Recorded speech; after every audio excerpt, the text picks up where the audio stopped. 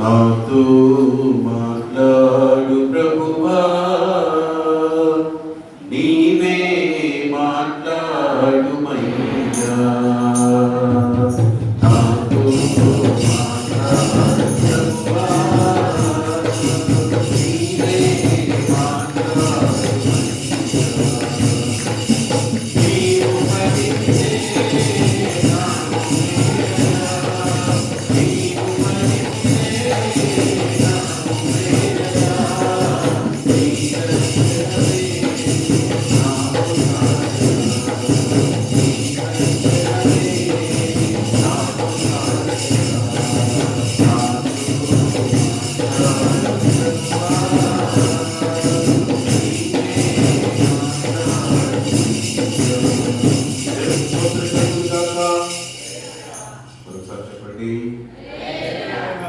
తర్వాత 12వ ఆదివారానికి ఏర్పాటు చేయబడిన లేఖన పాఠాలను మనం చదువుకున్నాం.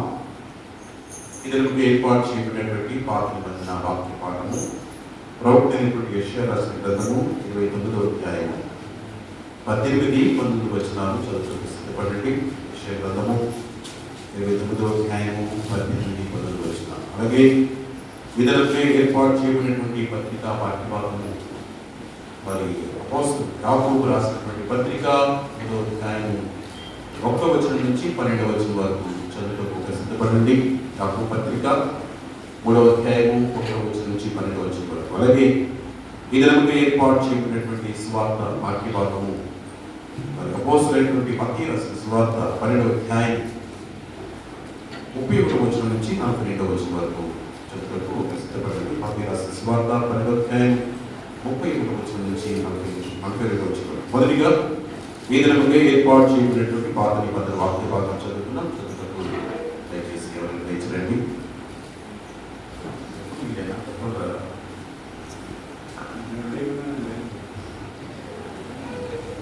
ఆ దినము నా చెవిటి వారు గ్రంథవాక్యం ముగించదు.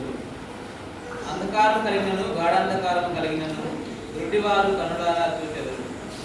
యెహోవా యందు దీనులకు కలుగు సంతోషము అధికమగును. మనుషులలో పేదలు ఇశ్రాయేలు యొక్క పరిశుద్ధ దేవుని యందు ఆనందించెదరు.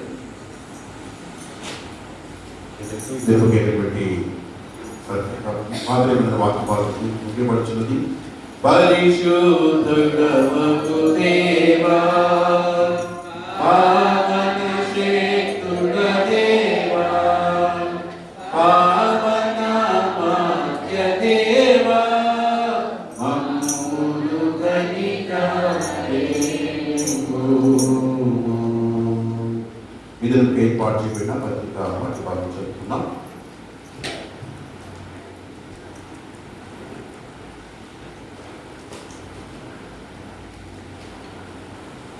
యాకోబు రాసిన పత్రిక 3వ అధ్యాయం 1 నుంచి 12 వచనాలు ఇలా వ్రాయబడింది. మా సహోదరులారా, బోధకులమైన మనము మరి కఠినమైన తీర్పు పొందుదామని తెలుసుకొని మీలో అనేకులు బోధకులు కాకుండుడి. అనేక విషయములలో మనమందరము తప్పిపోవచ్చున్నాము. ఎవడైనను మాట యందు తప్పని ఎడల అట్టివాడు లోకము లేని వాడై తన సర్వ శరీరమును స్వాధీనం అందించుకొని శక్తి గలవాడవు. గుర్రములు మనకు లోబట్టకై నోటికి కళ్ళెం పెట్టి వాటి శరీరమంతయు త్రిప్పుదుము కదా. ఓడలను కూడా చూడుడి, అవి ఎంతో గొప్పవై పెనుగాలికి కొట్టుకొని పోబడినవి. ఓడ నడుపు వాడి ఉద్దేశం చొప్పున మిక్కిలి చిన్నవగు చుక్కాని చేత తిప్పబడు. అలాగుననే నాలుక కూడా చిన్న అవయవమైన బహుగా అదిపడును. ఎంత కొంచెము నిప్పు ఎంత విస్తారమైన అడవిని తగలబెట్టును. నాలుక అగ్నియే. నాలుక మన అవయవములలో ఉంచబడిన పాప ప్రపంచమై సర్వ శరీరములకు మాలిన్యము కలుగజేయచ్చు. ప్రకృతి చక్రమునకు చిచ్చుపెట్టును. అది నరకము చేత చిచ్చుపెట్టబడును. మృగ పక్షి సర్వజల చరములను ప్రతి జాతియు నరజాతి చేత సాధుకాజాలను సాధు ఆయన గాని ఏ నరుడును నాలుకను సాధు చేయలేరడు. అది మరణకరమైన విషముతో నిండినది. అది నిరర్గలమైన దుష్టత్వమే. దీనితో తండ్రి అయిన ప్రభును స్తుతింతుము. దీనితోనే దేవుని పోలికగా పుట్టిన మనుషులను శపింతును. ఒక నోట నుండి ఆశీర్వచనము శాపవచనమును బయలువెళ్ళును. నా సహోదరులారా, ఇలా ఉండకూడదు. నీటి బుగ్గలో ఒక జల నుండి తీయని నీరును చేదు నీరును ఊరునా? నా సహోదరులారా, అంజూరపు చెట్టున ఒలివ పండ్లైనను ద్రాక్ష తీగను అంజూరపు పండ్లైనను కాయున, అటువలనే ఉప్పు నీళ్ళలో నుండి తీయని నీళ్లు ఊరవు. ఇంతటితో ఇది పత్రికా పాఠం ముగించినది. హల్లెలూయా హల్లెలూయా హల్లెలూయా. విధులకు ఏర్పాటు చేయబడింది పరిశుద్ధ స్వార్థ పాఠ్యభాగం చదువుతున్నా. ఓ ప్రభువా నీకు మహిమ కలుగునుగా.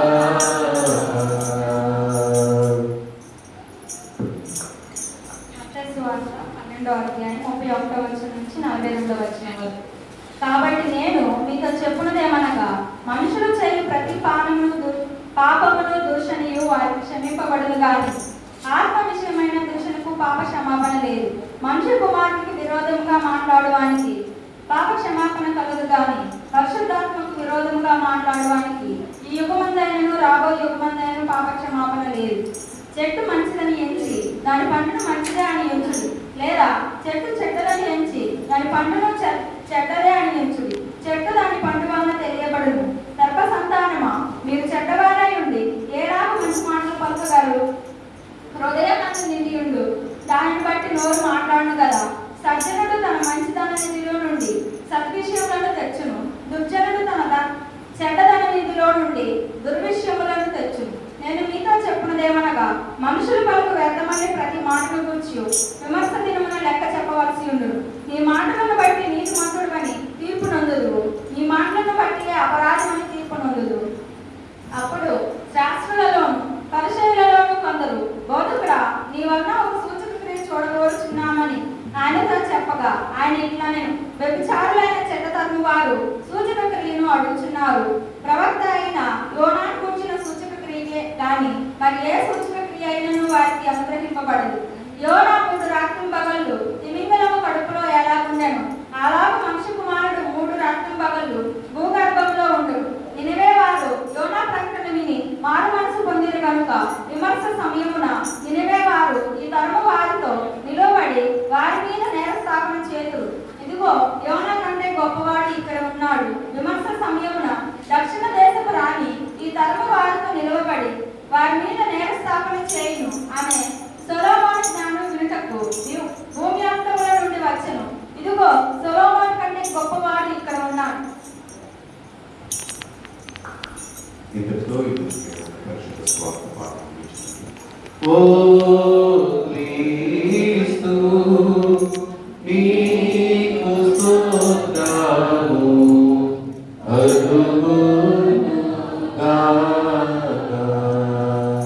అందరూ కలిసి అపోస్తలుల విశ్వాస ప్రమాణం మన విశ్వాస ప్రమాణం. భూమి ఆకాశంలో విధించిన సర్వశక్తిగల ప్రత్యేక దేవుడిని నమ్ముచున్నాను. ఆయన ఏక కుమారుడు మన ప్రభువైన యేసుక్రీస్తుని నమ్ముచున్నాను. ఈయన పరిశుద్ధాత్మవలన గర్భము ధరింపబడి కన్యక మరియకు పుట్టి పొందిన అధికారముగా శ్రమపడి సిలువవేయబడి చనిపోయి సమాధి చేయబడి అదృష్టంలో చనిపోయిన వారిలో నుండి 3వ దినమున లేచి పరలోకానికి సర్వశక్తిగల దేవుడు కూర్చుంటారని పరిశుద్ధాత్మ నమ్ముచున్నాను. పరిశుద్ధ క్రైస్తవ సంఘం, పరిశుద్ధ సహవాసము, నమ్ముచున్నాను. ఆమేన్. మన తండ్రి అయిన దేవుని నుండి ప్రభువైన క్రీస్తు నుండి కృపా సమాధానం మీకు కలుగునుగాక. ఆమేన్. నడిపిస్తాడు నా దేవుడు శ్రమలోనైనా నన్ను విడువడు.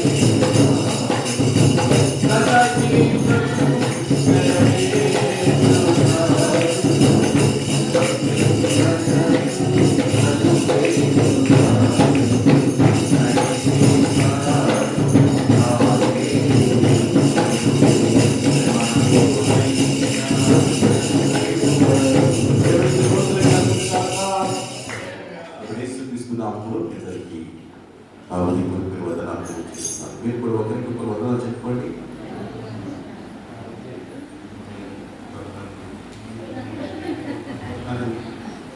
చేతులు మాత్రమే మనిషికి వస్తాయి, మొహం కూడా.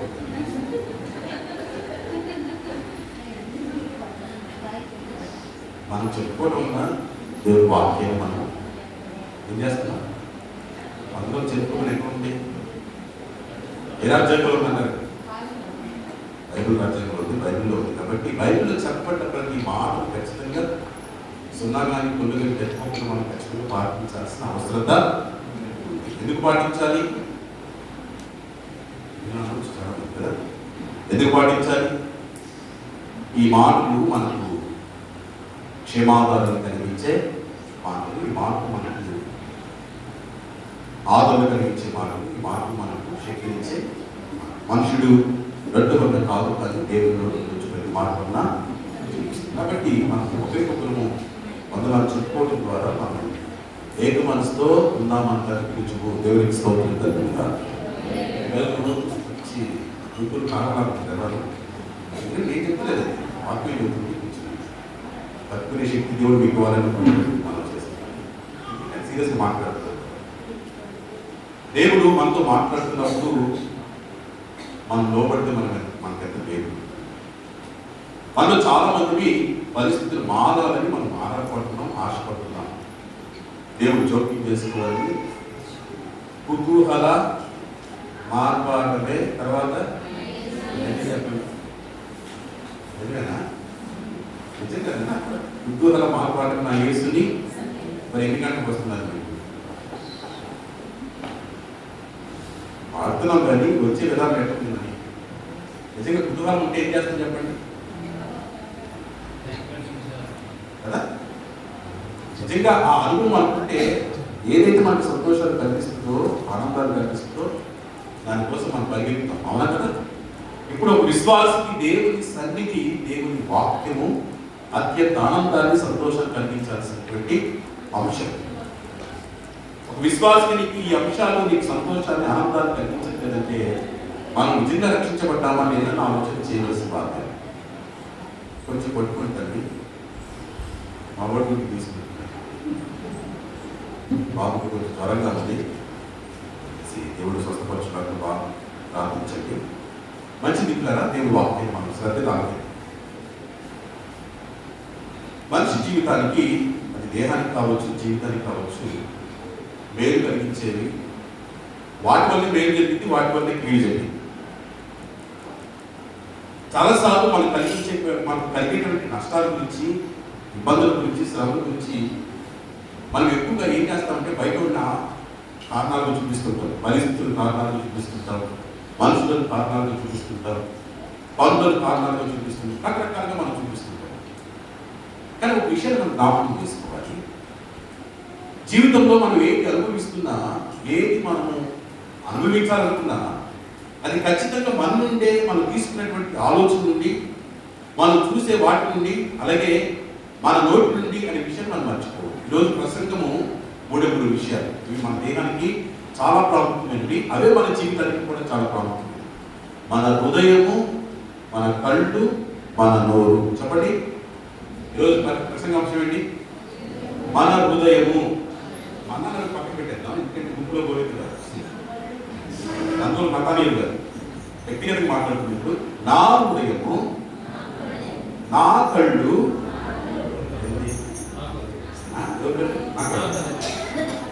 నా కళ్ళు కళ్ళు అదే పని నీ కన్నా నేను పోయి వాళ్ళు చెప్పాను కదా. ఏం చెప్పాను?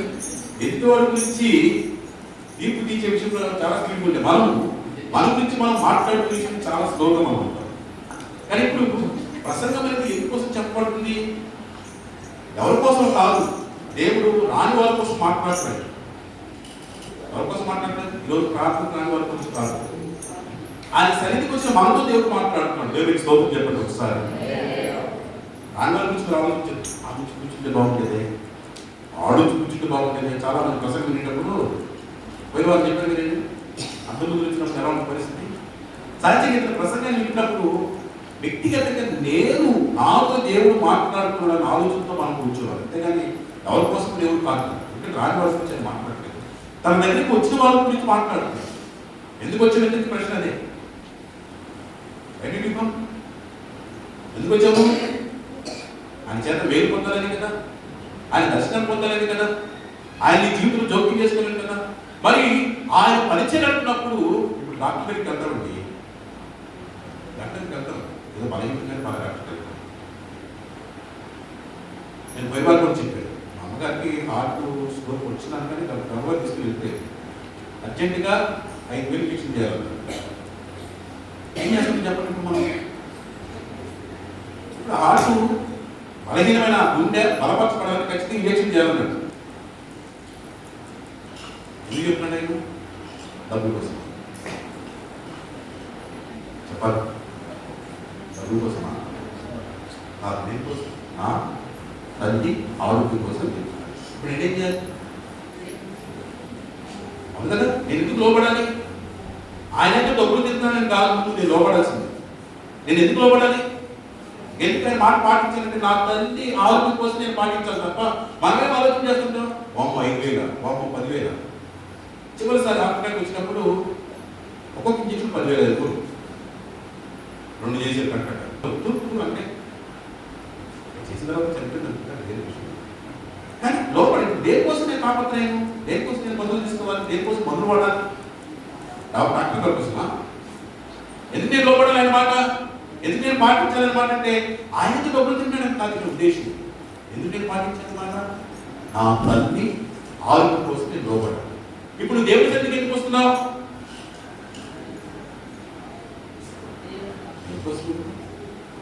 దేవుడు మన జీవితంలో జోక్యం చేసుకున్నాడు. మరి ఆయన జోక్యం చేసుకున్నప్పుడు ఒక డాక్టర్ మాట ఎలా అంటున్నావు, ఖచ్చితంగా దేవుడి మాట మనం ఖచ్చితంగా విన్నాం. ఈ మాట దేనికోసం నీకు? ఈ వాక్యం దేనికోసం అంటే ఇందాక పాడండి, నీవు పలికితే నాకు నేను వేలు కోసం తప్ప దేవుడి జీవి కోసం అంతో మాట్లాడు. ఇంజక్షన్ బాధ కలిగించింది, కానీ తర్వాత ఇంజక్షన్ వేసుకునేటప్పుడు నొప్పిగానే ఉంటుంది, బాధగానే ఉంటుంది. కానీ తర్వాత మనకు వచ్చి లాభం ఏంటి? రోగాన్ని తగ్గిస్తుంది. కానీ మనం ముందుగానే దొరికి గురించి ఆలోచన చేసి మంచి ఇంజక్షనే వేసుకోవడానికి ఇష్టపడతాం. దేవుడి వాక్యం కూడా ఖడ్గంతో పోల్చాడు. ఎంత పోల్చాడు కాబట్టి ఇప్పుడు కట్టి కూర్చున్నప్పుడు బాబు కూర్చో ఇంకా కూర్చుంటామా? దేహాన్ని కోస్తున్నప్పుడు సూపర్ తప్ప ఇంకా పోయేద్దామా? నొప్పి కలుగుతూ ఉంటుంది. కానీ డాక్టర్ గారు ఆపరేషన్ చేసినప్పుడు శరీరాన్ని కోసుకుంటాడు, రకరకాల అవయవాలు కోసుకుంటారు. కానీ ఆ బాధను తట్టుకోవడం వల్ల ఏమొచ్చింది మనకి? తర్వాత ఆరోగ్యం ఉంది. దేవుడి వాక్యాన్ని మనము అంగీకరించేటప్పుడు, దేవుడి వాక్యాన్ని మనం పాటించినప్పుడు కొంచెం శ్రమ కలిగేది, కొంచెం ఇబ్బంది కలుగుతుంది. కానీ ఇబ్బంది గురించి ఆలోచన చేసి, వచ్చే కష్టం గురించి ఆలోచన చేసి, వచ్చే శ్రమ గురించి ఆలోచన చేసి మనము ఒకవేళ వాక్యాన్ని పాటించుకుంటూ ఉంటే ఎక్కడ ఉన్నామో అక్కడే ఉన్న తప్ప వాక్యాన్ని నేను చాలాసార్లు చెప్పాను. వాక్యం యొక్క ఉద్దేశం ఏంటి అంటే మొదట వాక్యము మన ఆలోచన విధానాన్ని మార్చింది. దేవుడికి స్తోత్రం కలుగుతుందా? ఏం మార్చింది చెప్పండి. ఇప్పుడు ఒక మామిడి పంటను కోయాలనుకున్నప్పుడు మొట్టమొదటి ఏం చేయాలి?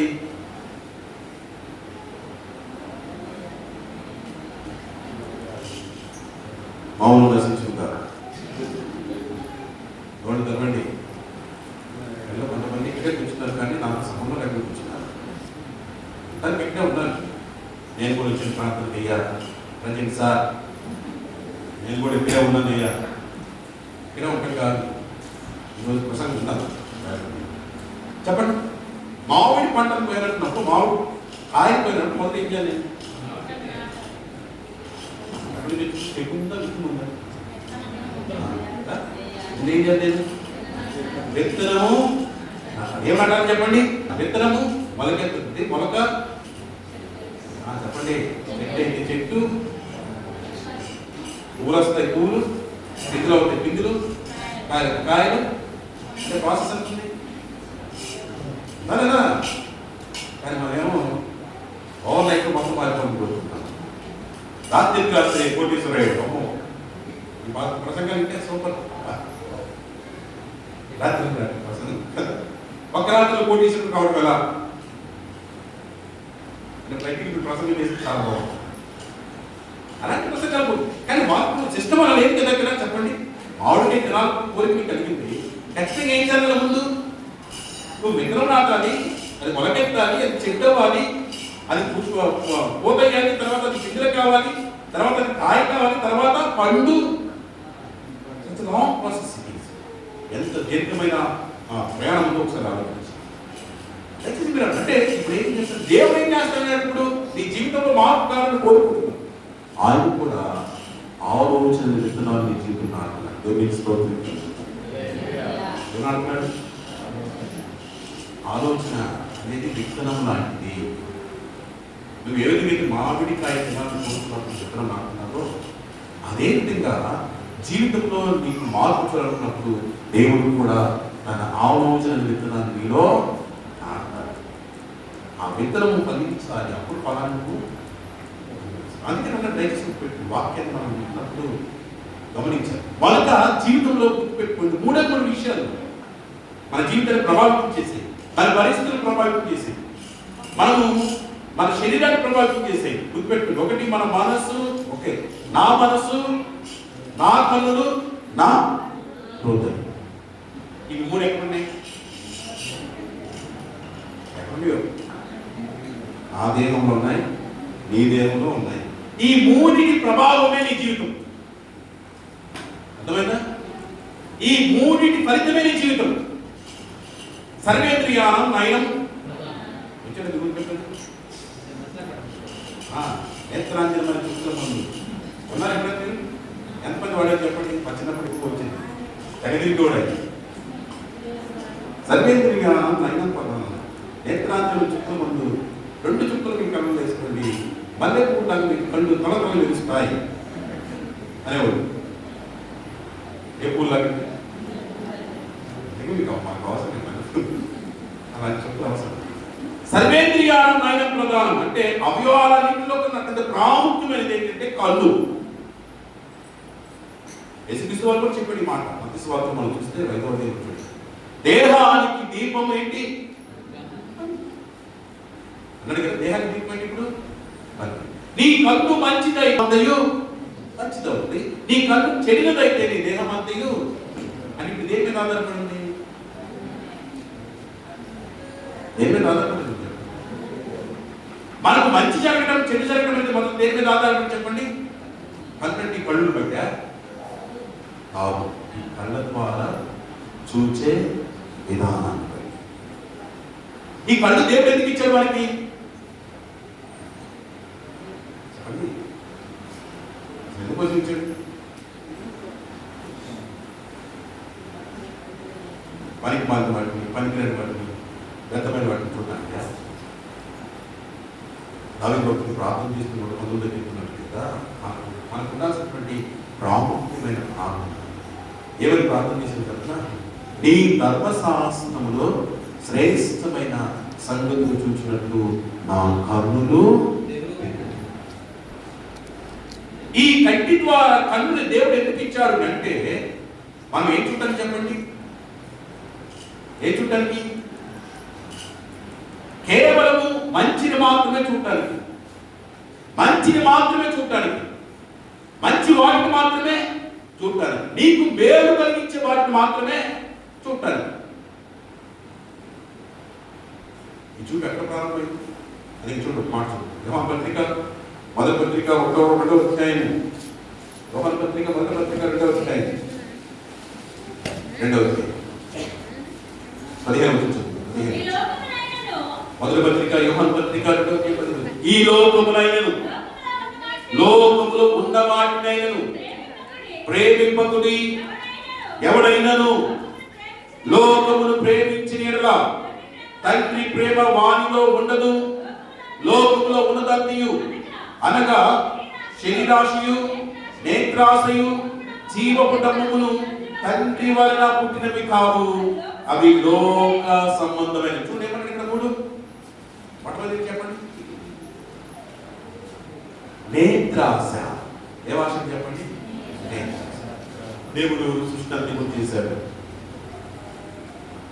5 దినాలు మనిషికి ఏం కావాలో వాటన్నిటిని దేవుడు సృజించాడు. 6వ దినమున మనిషిని చేశాడు. మొదట పురుషుని చేశాడు, తర్వాత ఆ మనుషులను డెవలప్ చేశాడు చెప్పండి, స్త్రీని చేశాడు. చేసినప్పుడు ఆయన చెప్పిన ఆజ్ఞ దయచేసి మీరు గమనించారు. ఏమి చెప్పండి ఆజ్ఞ? ఈ తోటలో ఉన్న చెట్లు ఫలములన్నిటిని కూడా నిరభ్యంతరంగా మీరు తినొచ్చు అన్నాడు. ఏం చెప్పాడు?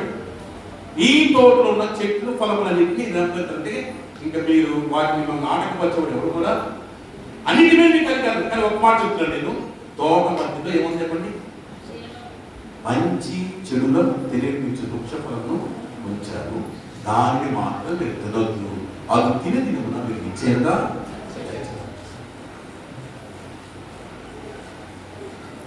ఏం తినొద్దున్నాడు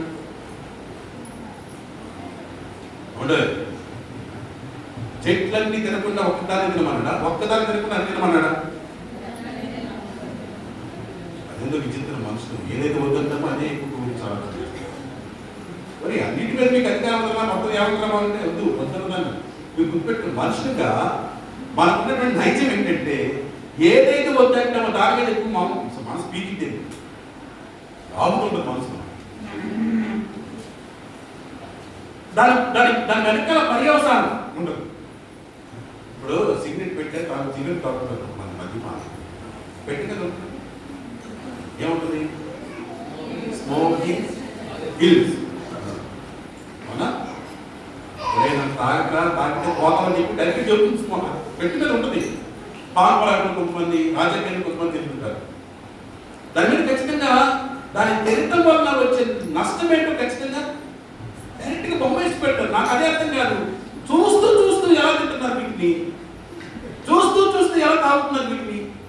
మందు, మద్యపానం ఆరోగ్యానికి హానికరమా? ఆరోగ్యం.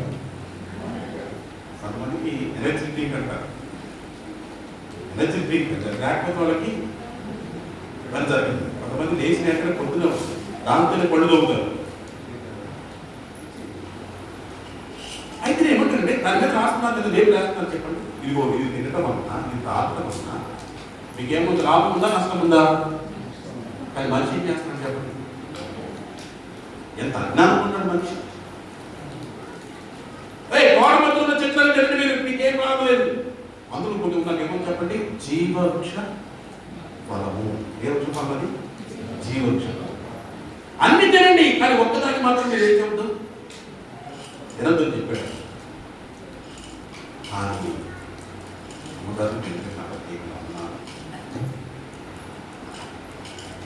నా తల్లి, అందరూ తల్లి, జోగుల ప్రతి వారికి తల్లి. ఆ తల్లి గారు, అమ్మగారు ఎక్కడి నుంచి ప్రారంభమైంది? ఆ పక్కన చాలా చెట్లు ఉన్నాయి కదా, అన్నిటికీ ముఖ్యంగా జీవవృక్షం ఉంది కదా, దాని వైపు పోయి దృష్టి చేసిన అదేం దౌర్భాగ్యం నాకు అర్థం కాదు. ప్రతిదినం ఆ చెట్టు దగ్గరికి వచ్చి జీవితంలో పతనం అనేది ఏదైనా సరే, మంచి ప్రారంభం కావచ్చు, చెడు ప్రారంభం కావచ్చు, జీవితం బాగుపడాలన్నా, జీవితం నాశనం అవ్వాలన్నా మొట్టమొదటి దృష్టితోనే ప్రారంభమైంది. ఎంత ప్రారంభమైంది? నీ కళ్ళతోనే ప్రారంభం. అందుకని దేహానికి దీపము. అందుకే నీవు చూసే కోణం ఎలా ఉండాలి? దేవుడు ఏ విధంగా చూస్తున్నాడు ఒక విషయాన్ని, దేవుడు ఏ విధంగా చూస్తున్నాడు ఒక మనిషిని, దేవుడు ఏ విధంగా చూస్తున్నాడు ఒక పరిస్థితిని, దేవుడు ఏ విధంగా చూస్తున్నాడు ఒక మార్గాన్ని, మనం కూడా చూడడం నేర్చుకోవాలి. దేవుడికి స్తోత్రం కలుగుతుందా?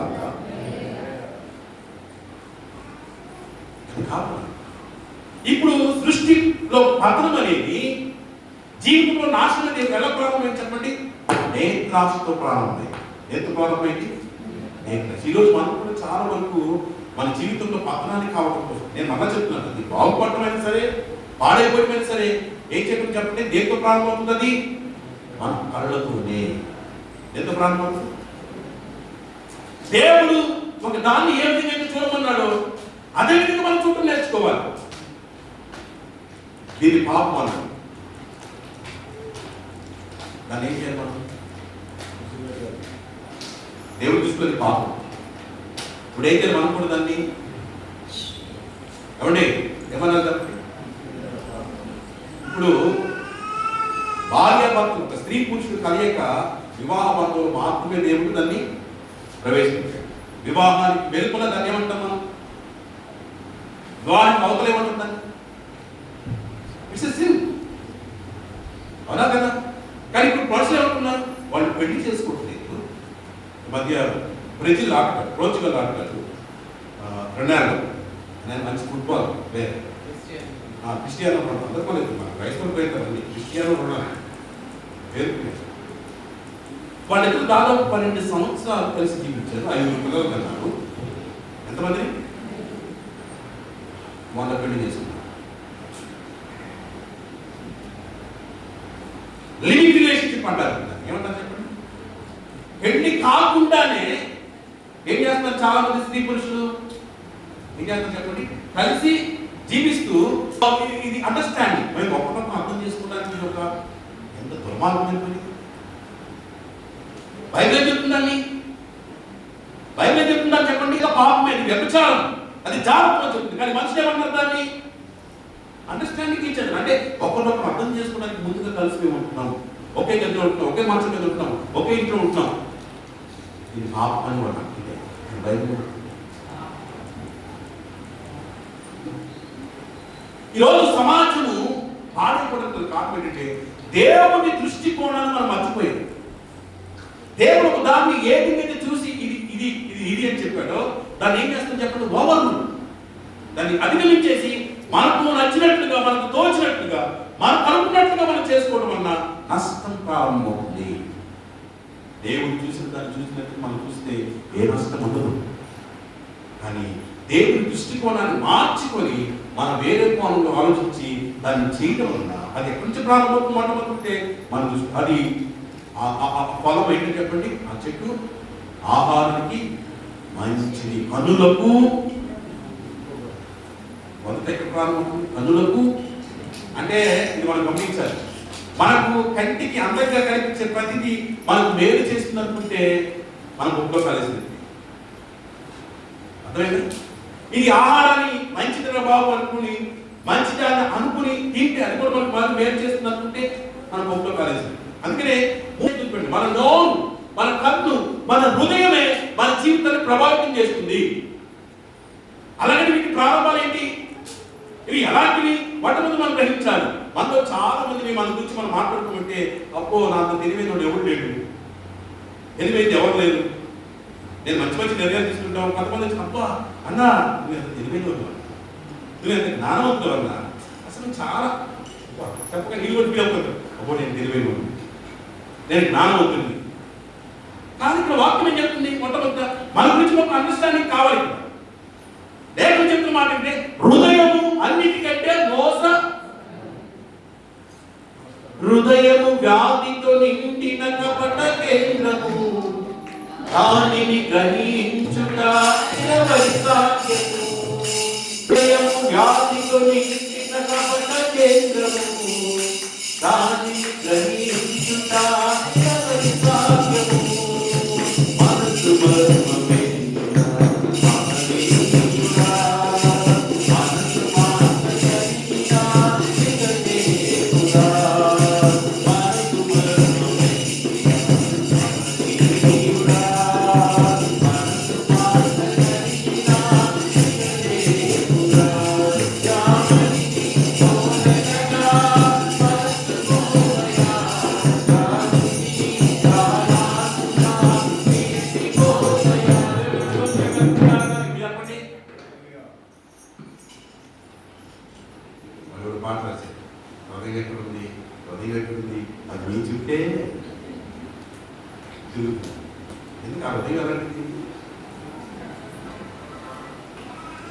వ్యాధితో నిండిన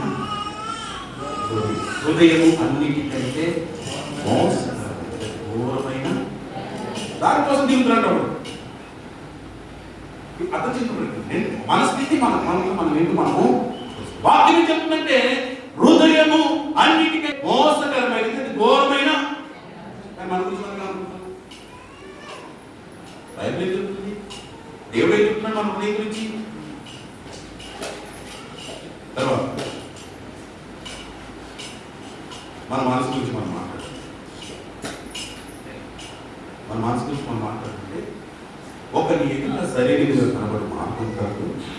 ఆయన ముందుగా ఏం చేస్తుందని చెప్పండి, మరణమునకు సరైనది కనపడుతున్న దృష్టి వాక్యం చెప్తున్న మాట అంటే ఆదికాండం 6వ అధ్యాయంలో దేవుడు భూలోకమంతయు చెడిపోయి ఉండెను, మనుషులందరూ కూడా తమ మార్గములు తెప్పివేసుకొని ఉన్నారు, వారి తలంపులను మధ్య ఎల్లప్పుడూ కూడా కేవలము తలంపుల్లోని ఊహంతయు ఎల్లప్పుడూ కేవలము మంచిదా చెడ్డదా?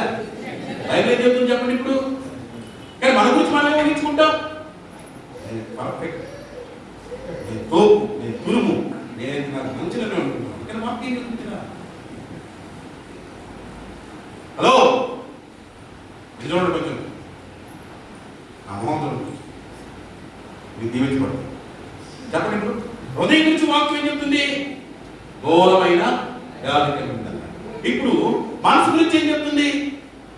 తలంపుల్లోనే ఊహంది కేవలం ఎల్లప్పుడూ. ఒకసారి ఒకరోజు మంచి, 2 రోజులు నిన్న బాగానే ఉన్నాడు, ఈరోజు ఇంత మారిపోయాడు.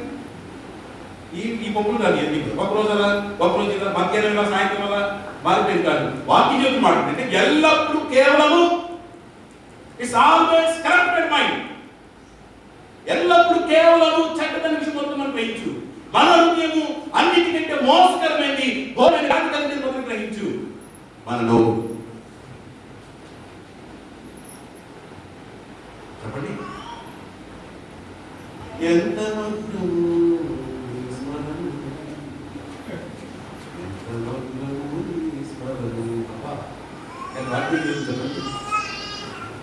చదవండి రోమపత్రిక 3వ అధ్యాయం. రోమపత్రిక 3వ అధ్యాయం మనం రోజు చూసుకొని మనం తెలుసుకోవాలి. దేవుడు ఒక దాన్ని ఎలా మనం చూస్తున్నాడు, దాన్ని అలా చూడటం మనం అలవాటు చేసుకోవచ్చు. చూడండి ఒకసారి రోమపత్రిక 3వ అధ్యాయం 11వ వచనం చదవండి. నీతిమంతుడు లేడు, ఒక్కడు లేడు, గ్రహించువాడు ఎవరు లేడు, దేవుడు వెతుకువాడు ఎవరు లేడు, అందరూ త్రోవకు ఏకముగా పనికి మాలినవారేని, వేరు చేయవాడు లేడు, ఒక్కడే లేడు. వారి గొంతుగా తెరిచిన గొంతెక్కండి.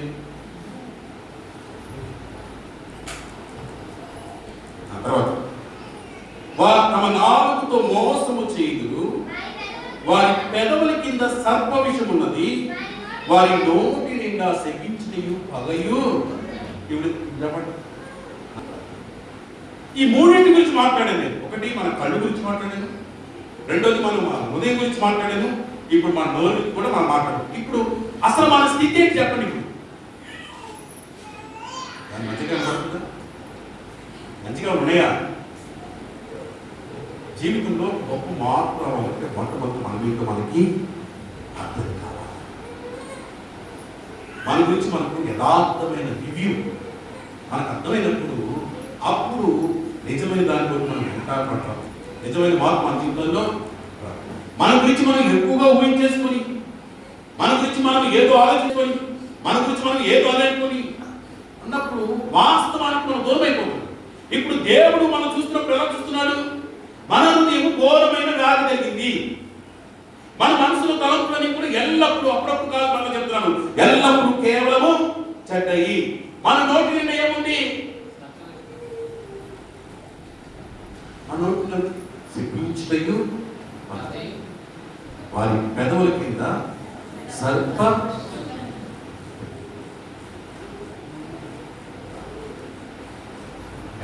ఇది మనం ప్రారంభం, ఇది మన చాలు. కానీ ఈ అవగాహన మనకి ఇది మార్చబడకపోతే, ఇది మార్చుకోకపోతే మన జీవితాల్లో మనం ఏ మార్పును చూడాలి. నీ దృష్టి మారకపోతే, నీవు ఆలోచించే విధానం మారకపోతే, నువ్వు మాట్లాడే తీరు మారకపోతే, నువ్వు ఎన్ని సంవత్సరాల మందిలోకి వచ్చినా, ఎక్కడ ప్రార్థనకి వెళ్ళినా, ఏం చేసినా జీవితంలో ఏ మార్పు మనము చెప్తారు. మోషే గొప్ప కాదు,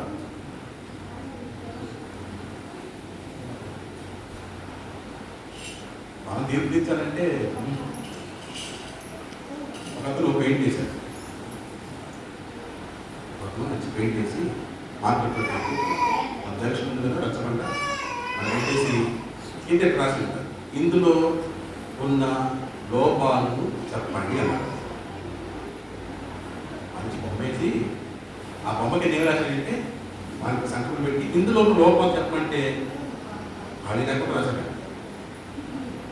బుక్ ఇట్టుంది, చెవులు ఇట్టుంది, ఇది ఇట్టుంది, అదట్టుంది అని వాస్తవం చాలా మంచి పెయింట్ చేశాడు. మంచి మంచి పెయింటర్, మంచి డ్రాయర్. బాధేసింది. వాళ్ళ గురువు దగ్గరికి ఏంటయ్యా నేను ఇంత మంచి పెయింట్ చేస్తే అంతా మొత్తం బొమ్మ అంతా గీతలు పెట్టేసి రెండు రాసేసారంటే అట్టగారు చేయాల్సింది ఏం చేసామంటే అట్టగారు రాశారు. మళ్ళీ బొమ్మకి అదే బొమ్మకి తీసుకెళ్ళాలి. ఇందులో ఉన్న లోపాలను సరిచేయమన్నాడు. ఇందాకేం చెప్పాడు? ఇందులో లోపాలు ఏంటో చెప్పండి అన్నాడు. ఇప్పుడే రాసేది కదా ఒక పెన్ను లేదా, ఒక అక్షరం లేదా. చాలా మంది లోపాలను గురించి మాట్లాడటానికి ఇష్టపడతారు, కానీ లోపాలు ఎన్ని చూపిస్తారు, కానీ ఆ లోపాలు సరిచేయడానికి ఉందా అవకాశం? ఏం రాసిన కింద? ఇందులో ఉన్న లోపాన్ని మీరు సరిచేయండి. ఎవరు జాగ్రత్త దయచేసి మీరు ఆలోచించారు. మన ప్రారంభం ఏంటి? దేవుడు వర్తమానం చూస్తున్న విధానం ఏంటంటే మన హృదయము మోసకరమైనది, అది ఘోరమైన. రెండోది మన కన్నులు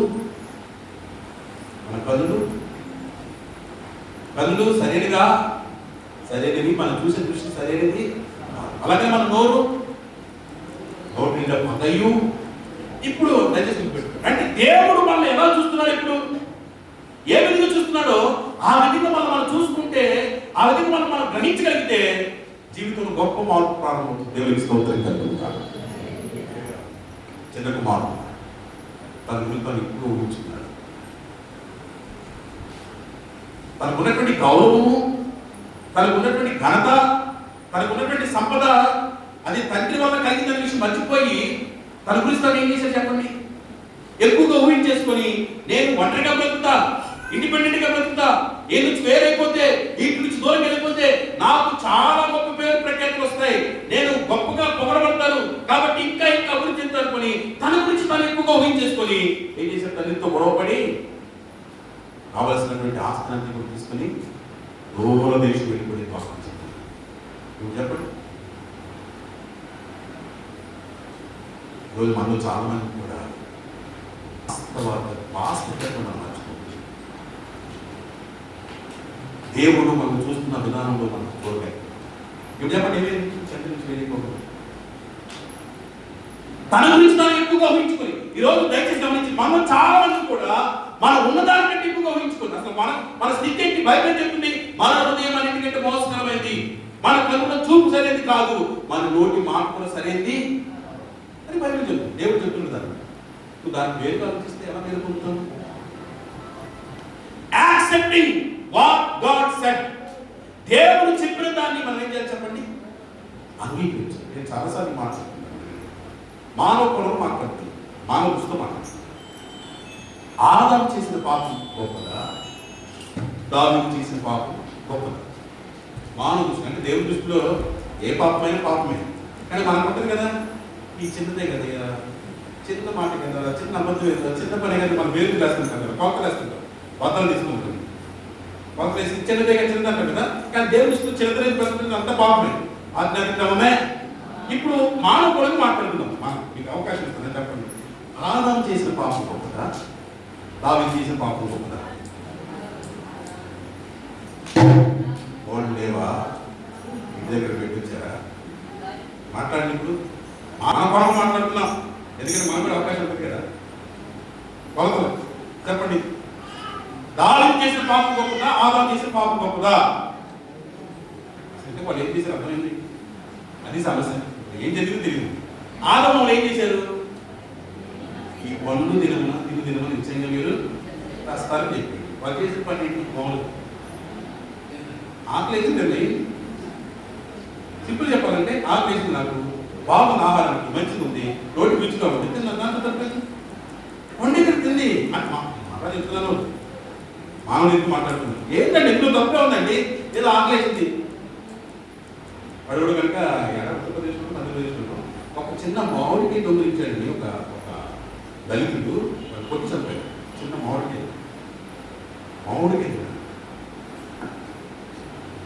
ఇప్పుడు అనుకుందాం సరే.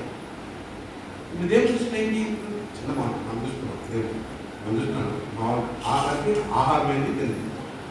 దాని ఏం చేశాడు? బస్సు వ్యభిచారము. ఇప్పుడు ఎవరి పాపం గొప్పది?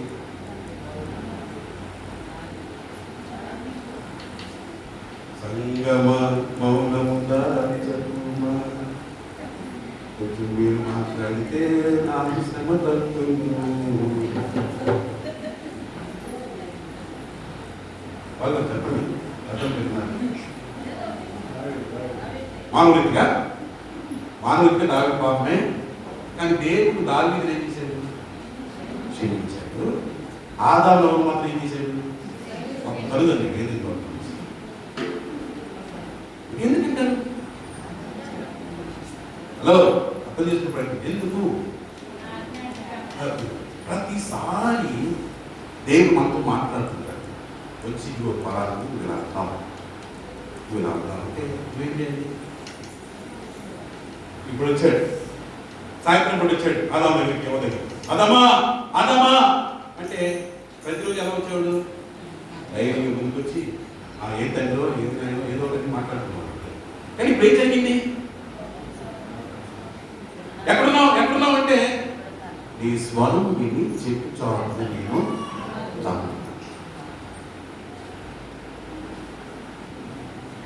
దేవుడికి అర్థమైంది.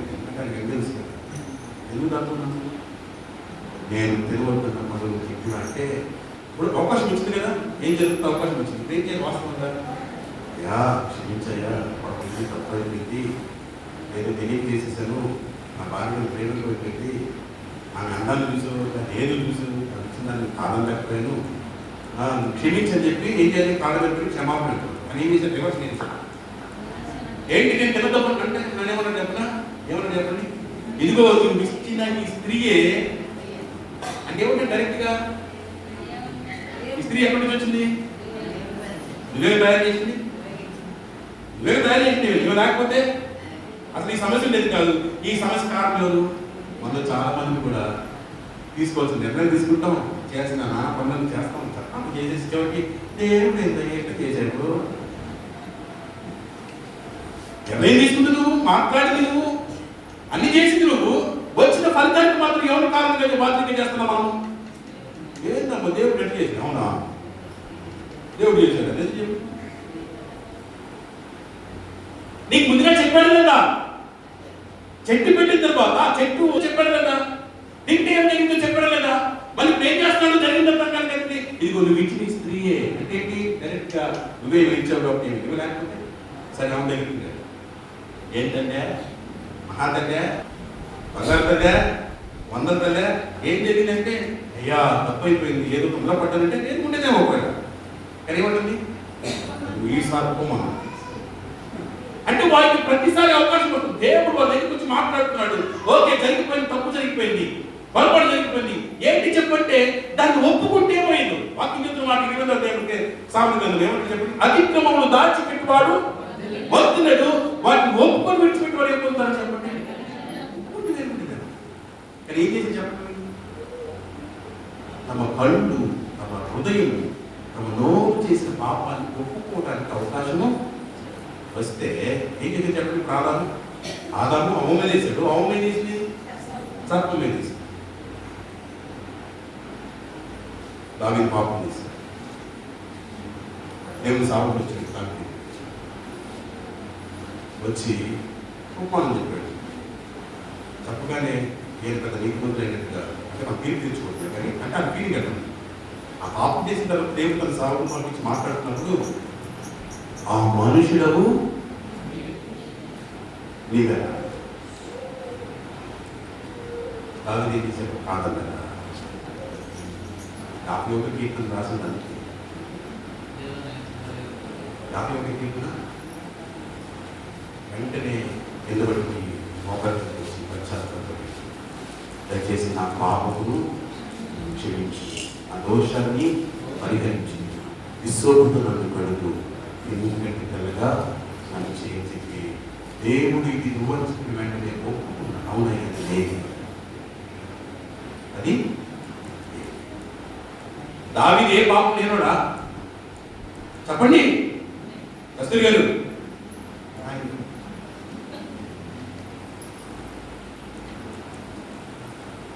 దాని ఏ పాపం లేనుడా, ఏ పాపం లేనుడా.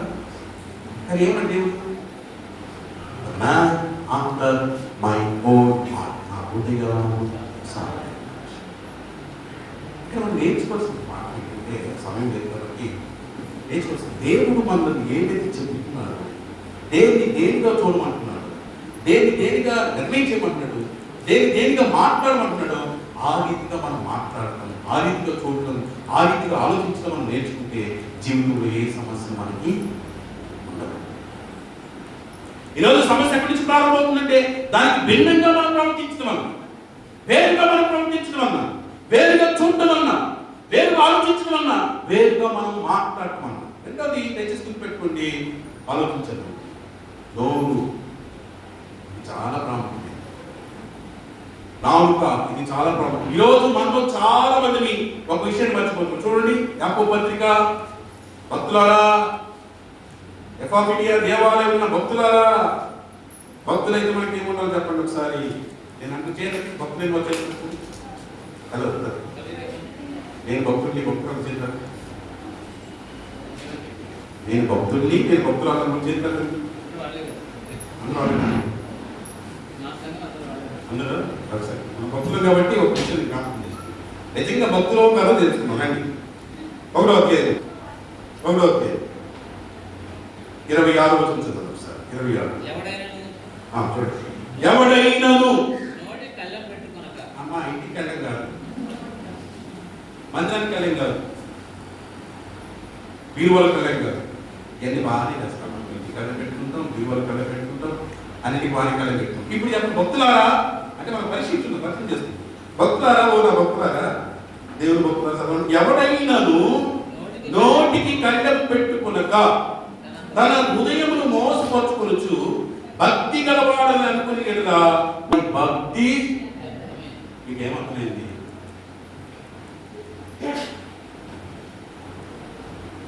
మనం నిజమైన భక్తులా కాదా అనేది మన నోరే,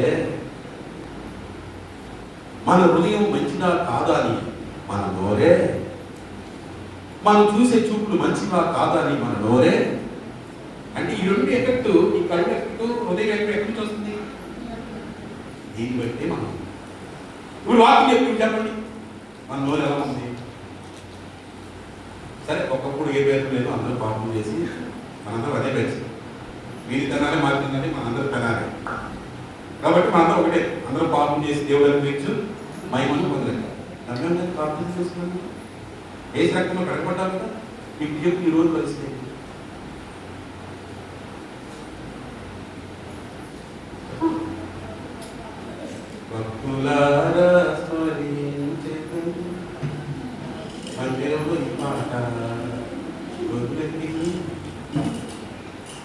చెప్పండి. ఎక్కడికొచ్చి భక్తులారా స్మరించు దేవుడు పరిశుద్ధుడు, ఆయన నీతి కొంతుడు. మంత్రం దాటిన తర్వాత, రోడ్డు మీద వెళ్ళిన తర్వాత, ఇంట్లో ఉన్న తర్వాత ఏం చేస్తున్నాం? నోరు.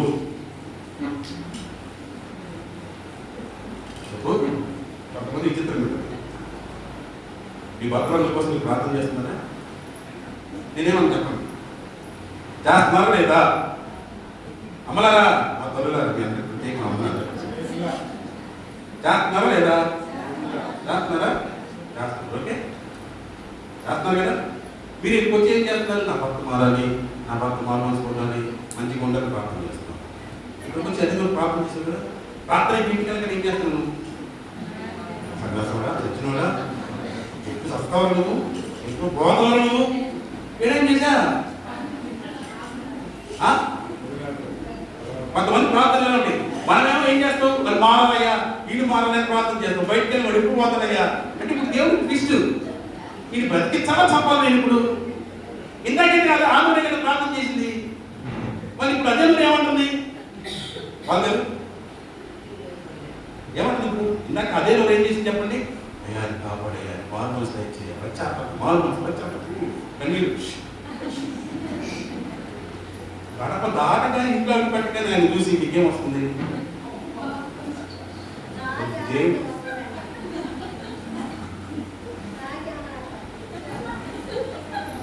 మరి అదే పరీక్ష ఇష్టం అదే మరి చేసిన? తాగుబోతుల కొరకు ఎందుకు ప్రార్థన చేసింది? మంచుల కోసం కాదు కదా. ఆయన మానవులకు ప్రార్థన చేసింది. మరి ఇప్పుడు దేవుడు దృష్టి నేనేం చేయాలి? మందిరంలో ఇద్దరు వరకు ఆయన మానవులకు ప్రార్థన చేసింది. ఇప్పుడు ఇంటికి దేవం చావమంటుంది. ఇప్పుడు దేవుడు ఏం చేయాలి? మాట్లాడంటే న్యాయం ఉంది. నువ్వే దేవుడిని దృష్టి పెడుతున్నావు. నేను బతికించాలా చంపాలా? ఇప్పుడు మనం అర్థం చేసుకుంది. నిజంగా మంచి హృదయం ఎల్లప్పుడూ మంచి హృదయంగానే ఉంటుంది. నిజంగా చెడ్డ హృదయం ఒక పెద్దలతో మాట్లాడేది మాట కాదు. హృదయము నిండిన దానిని బట్టి ఎవరు?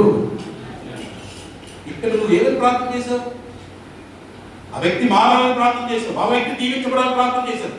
ఆ వ్యక్తిలో జీవితంలో గొప్ప మార్పులను ప్రార్థన చేసినప్పుడు బయటికి వెళ్ళిన తర్వాత ఆ వ్యక్తి పట్ల అదే భావన కలిగి ఉంది. నువ్వు అదే మాట మాట్లాడు. ఏంటమ్మా ఇంత తాగొస్తున్నాడు, లేదా నీకు ఓడికి తిరుగుతున్నాడంటే అయ్యా నేను మాస్టర్ బాగా అందరికి అనుభవాలు వస్తున్నట్టు నీకు గుర్తు. అదే అనుభవం ఉన్నట్టున్నామా? దేవునికి స్తోత్రం కలిగింది కాక. నీకు నిజంగా మార్పులను కోరుకున్నప్పుడు దయచేసి గమనిస్తుందా? ఏమైతే ప్రార్థిస్తున్నారో ఆ ప్రార్థనలు క్రియలను చూపించు. దేవునికి స్తోత్రం కలిగింది. మనం ప్రార్థిస్తున్నాం, బయటికి వెళ్ళి ఆ ప్రార్థనకు భిన్నంగా ప్రవర్తిస్తున్నాం. అది సమస్య. అంటే ఇదే నోర్మల్, వేరే నోరు కాదు. అది తెచ్చుకోలేదు. అది నాకు అనిపించింది. మందిలోకి వచ్చినప్పుడు అది తెచ్చుకుంటా ఉంటాను. మందిరంలోకి వచ్చినప్పుడు అది తీసుకుని మేము ఒక నోరుకి ఏడేమో బయటకి వెళ్ళా. అసలు ఈ నోటి కలుపుతుంది పొద్దున్నది రాత్రిలో చావు. ఏం చేస్తున్నాం మనం? అర్థమవుతుందా? నీ నోటి మాటలు చూడండి. నీకు దేవుడు వాక్యం చేస్తుంది. దేవుని పిల్లలు పెట్టు. ఎవడైనా నోటికి కండము పెట్టుకునుక తన హృదయమును మోసపరుచుకొనుచు భక్తి గలవాడని అనుకునేలా వారి భక్తి ఎందుకు అర్థమవుతుందా? నువ్వు ప్రార్థన బాగానే చేస్తున్నావు, కన్నీరు కారుస్తున్నావు. ఉపవాసం అంటే పక్కన పెడతాం. మనకి ఇదే ఉపవాసం మాట్లాడలేదు. ఎంతమంది ఎందుకు ఉపవాసం చేస్తున్నాం మనం? కానీ ఏమవుతుంది చెప్పండి? ఇంత ప్రయాసం, ఇంత ప్రార్థన ఏమవుతుంది? గతం అయిపోతుంది. కారణం ఏంటి? మందిరంలో ఏదైతే ప్రార్థన నిలవవలసిందో దానికి భిన్నంగా నీ ప్రవర్తన, దానికి భిన్నంగా నీ ప్రవర్తన. దేవుడు నీ మాటలు బట్టి కాదు, నీ క్రియను బట్టి నీకు అమలారా ఎలా ఉండకడి. న్యాయం ఉందా చెప్పండి? ఒక్క జల నుండి చేదు నీరు తీరు ఉందా? జల మంచిదైతే నీరు కూడా అంతే. చెట్టు మంచిదైతే కాయ మంచిది. మనం చాలా మంది ఏం చేస్తున్నామంటే, ఏం చేస్తాం చెప్పండి? చెట్టు చెట్టుదైతే కాయ కూడా. మీకు అర్థమవుతుంది. ఇప్పుడు అర్థం చేసుకుంటే దేవుడికి స్తోత్రం మనం ఈరోజు మనకున్న సమస్యలు మూడే. ఒకటి మనం చూసే, రెండోది మనం ఆలోచించే, మూడోది మనం మాట్లాడే వాక్యం చెప్తుంది. దేవుడు ఎలా చూస్తున్నాడు ప్రతి వ్యక్తిని చూడండి. రాయడం నేను ముగిస్తున్నాను. మధ్యస్వార్త 5వ మనం ఎలా ఉండాలో వాక్యం చూపిస్తాం. మధ్యస్వార్త 5వ 43 చూద్దాం.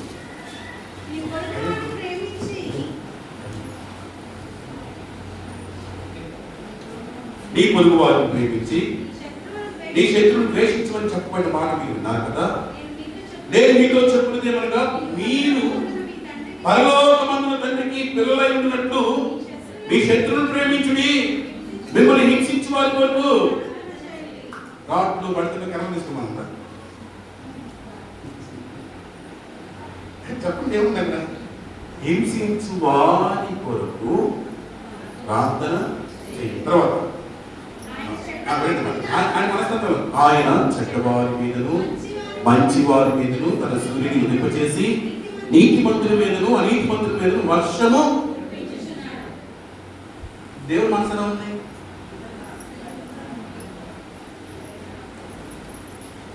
చెప్పండి.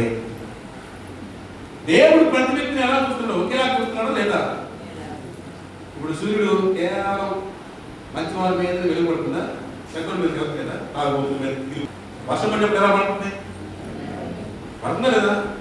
ఇప్పుడు దేవుడు ఒక వ్యక్తిని ప్రేమించగలిగింది, ఒక వ్యక్తిని గుర్తించగలిగింది. నీకేంటి బాధ? నీకేంటి బాధ? నేను బాగా చెప్తున్నాను. దేవుడు ఏ రీతిని చూస్తున్నాడో, దేవుడు ఒక వ్యక్తి గురించి ఏ రీతిని ఆలోచిస్తున్నాడు, ఏ రీతికైతే మాట్లాడుతున్నాడో ఆ తీరు మనం అమర్చుకోవాలి. ఏ తీరు? ఏ తీరు? మన తీరు. నేను ఎప్పటి చదువుతాను, ఎవరైనా చదివిస్తే అసలు నేను డాక్టర్ తీసుకుంటాను. నేనైతే ఎవరు చదివించుకున్నామ్మా, నన్ను చదివించుకుంటే మాత్రం నేను బాగుంటానమ్మా. అవునా? దేవుడు మనసు ఏంటి మరి? చెప్పాలి. దేవుడు మనసు ఏంటి కదా? ఆయన చెడ్డవారి మీదను మంచివారి మీదను తన సూర్యుడిని ఉదయించేస్తున్నాడు. మంచివారి మీదను చెడ్డవారి మీదను తన వర్షాన్ని ఆయన బిగబట్టుకుంటుంది. మనం ఎందుకు? మనకేముంది అధికారం అసలు? నేను గతంలో భయవాళ్ళు చెప్పాను, ఏ లోపం లేదు మనలో. ఏ లోపం లేదు మొదట ఆయన కదా. ఇప్పుడు ఏ లోపం లేదా ముందు? లేదా? ఏ లోపం లేని వాడు ఎవరు? దేవుడు కదా. ఇప్పుడు ఆయనే ఏ లోపం లేని ఆయనే, రాయి వేయడానికి అధికారం ఆయనే మామూలుగా కూర్చొని అమ్మాని గౌరవించి మాట్లాడుతుంటే నీకేంటి బాధ? లోపల నువ్వు ఎలా పడితే ఎక్కువ మాట్లాడుతున్నావు ఒక వ్యక్తి గురించి. అన్ని లోపంలో మనము ఒక వ్యక్తిని తృణీకరిస్తున్నాం, ఒక వ్యక్తిని తీర్పు తీరుస్తున్నాం. మనము సీరియస్ ఆలోచించండి. ఈ మనస్తత్వమే దేవుడి నీ జీవితంలో పని చేయకుండా ఆటపడుతుంది. అర్థమవుతుందా నీకు? మోషే మంచి భక్తుడా కాదా? చెప్పండి, నేను చూస్తున్నాను. మోషే భక్తుడా కాదా? మాట్లాడుకోవచ్చు భక్తుడు కదా. దేవుడే మోషే గురించి నా ఇల్లందరిలో భూలోకంలో ఎటువంటి సాత్వికమైన మనసు కలిగి వాళ్ళు ఎవరు? ఇప్పుడు మోషే వాగ్దాన భూమిలో ప్రవేశించుకుని ఉండడానికి ఏ పాపం చేశారు చెప్పండి? ఏ పాపం? ఏ పాపం? అయ్యో పాపం చెప్పండి. ఏ పాపం? ఏ పాపం చేసి చేశారా? నేను ఏమంటాను ఉండదు, ఒకసారి ఆలోచిస్తాను. ఏ మనుషులు అన్నాడు? అలాగా పేరు ఇస్రాయేల్ ప్రజలు 10 లక్షల మంది పైగా అవుతున్నారు. వీళ్ళందరూ ఏం చేశారు? మనుషులు ఈ 40 సంవత్సరంలో కొన్నిసార్లు విసిగించారు, కొన్నిసార్లు ఆటకి రాళ్ళు పెడతారు చంపడానికి. ఏమంటారు? దేనికోసం? ఏం తింటుమా, ఏం తాగుతున్నా దానికోసం, వాళ్ళకి శ్రేష్టమైన దాని గురించి కొడుకారు. ఎంతో తాగడం కోసం రాళ్ళు ఎత్తారు. ఇప్పుడు మోషే వారి పట్ల ప్రవర్తించింది కరెక్టా కాదా?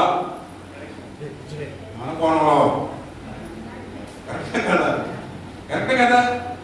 సరే మనం అనుకుంటాం. ఎందుకంటే ఇంత విసిగించారు, కొన్నిసార్లు మనం కూడా విసిగిపోయి ఏం చేస్తాం చెప్పండి? మాట్లాడుతుంది అందులో నేను కూడా కొన్నిసార్లు ప్రాణం విసిగించినప్పుడు, కొన్నిసార్లు కాని మాట మనం మాట్లాడుతున్నాం. కానీ అది కూడా దేవుడి దృష్టిలో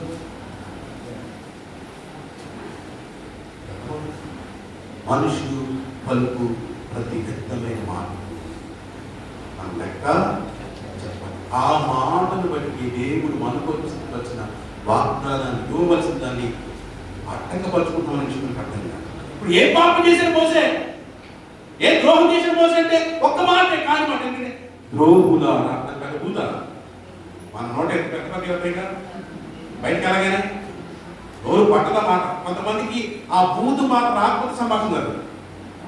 ఏంటి అని అంటే అలవాటు. దేవుడు కూడా అంటే అలవాటు పడ్డాడు నీ జీవితం. ఏ మాట జరుగుతుంది? నీకు అలవాటు అయిపోయింది, ఆయన కూడా నేను అలా ఉంచుకుని అలవాటు అయిపోయింది. ఏం చేద్దాం? ఏం భక్తులు మరి? భక్తుల శక్తి అంతా మనకి, భక్తులు దేవుడు కార్యాలు చూడొద్దు మనము. ఎందుకు ఇది సంవత్సరాల భక్తులు వ్యక్తమవుతుంది అనుకున్నావు? నువ్వేం చేసావు అనుకున్నావు? నీ నోటి పాపం కాని మాట ద్రోహున్నారు. ఇది పెద్ద భూత. అంతకన్నా బడబూతులు ఉంటాయి మన నోట. మీకు అర్థమవుతుందా? ఇంత చిన్న మాటలు దేవుడు పట్టుకుంటే మన నోటి నుంచి మాట మీకు ఎంత పట్టుకుంటాడు వాళ్ళ గురించి.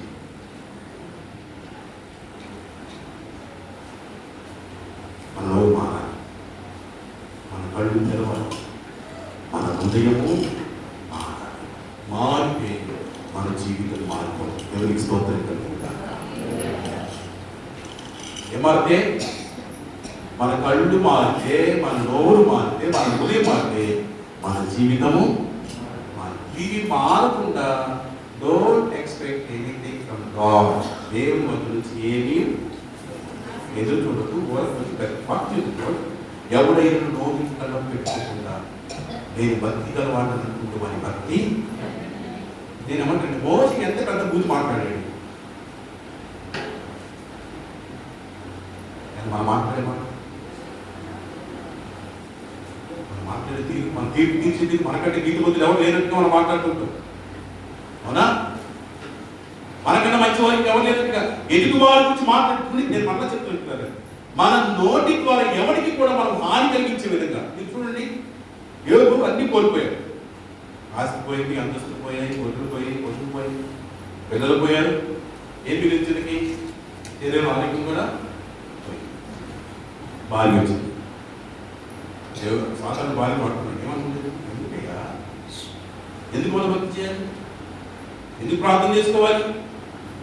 ఇంకెందుకు ఈ విశ్వాసం, ఎందుకు ఈ ప్రార్థన అంటే ఆయన ఏమన్నా చెప్పండి, దేవుని వల్ల మనము మేలు మాత్రం అనుభవించాలి, కీడు అనుభవించాలి అంటే ఇంకెందుకు నువ్వు దేవుడిని దూషించి ఏమో ఉండి. ప్రపంచం మొట్టమొదటి భర్త చావును కోరుతుంది. చాలా మంది రోజుల్లో భర్తల్ని ఏం చేస్తున్నారు అనుకోండి, అది వేరే విషయం. బైబిల్లో ఉన్న స్త్రీ మొట్టమొదటి స్త్రీ చెప్పండి, చచ్చిపోతే బాగుంటుంది అనుకున్న స్త్రీ అని పేరు కూడా ఇది దేవుడు యోగు.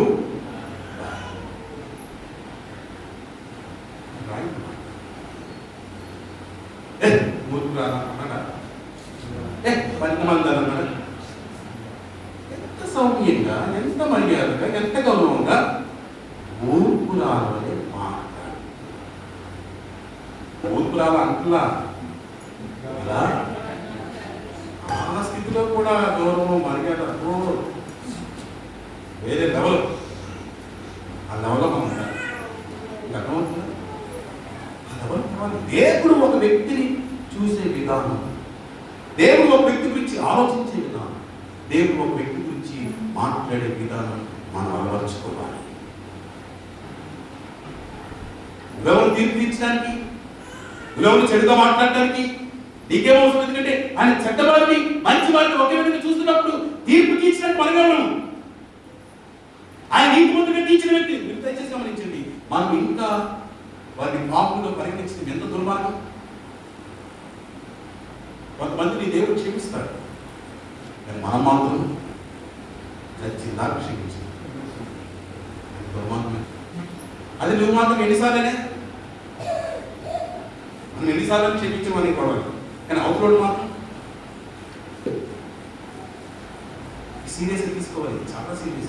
సింపుల్గా తెలుస్తుంది, కానీ భక్తి వ్యర్థమైపోతుంది అని అర్థమవుతుంది. వ్యర్థమైపోతుంది భక్తి అలా కాకుండా పెట్టుకున్నాడు. చూసే కోణం దేవుని కోణం కావాలి, ఆలోచించే మనసు దేవుని మనసు కావాలి, మాట్లాడే తీరు దేవుని నోరు గొప్ప మార్పు మనం చూస్తాం. అటువంటి కృప కలిగిన వారిని మనం ముందుకు కాక తప్పనిసరిగా అది తీర్మానంతో ప్రార్థన చేస్తాం. సమస్త జ్ఞానం ఇచ్చిన దేవుని సమాధానం యేసుక్రీస్తు వలన మన హృదయములకు తలపులకు కాపులు కాక. చిన్న ప్రార్థన. దేవా నాయందు చెప్పండి పాట ఆగటం. ఆ పాట పాడుతున్నారు విన్నారు మీరు? ప్రసంగం అయిపోయిన వెంటనే ఎందుకు పాట పాడుతున్నాను? దేశంలో ఎందుకు లేదు మొదలు దిగిపోదాం. ఏమని చెప్పండి అక్కడ? దేవా ఒకటి శుద్ధ హృదయము తర్వాత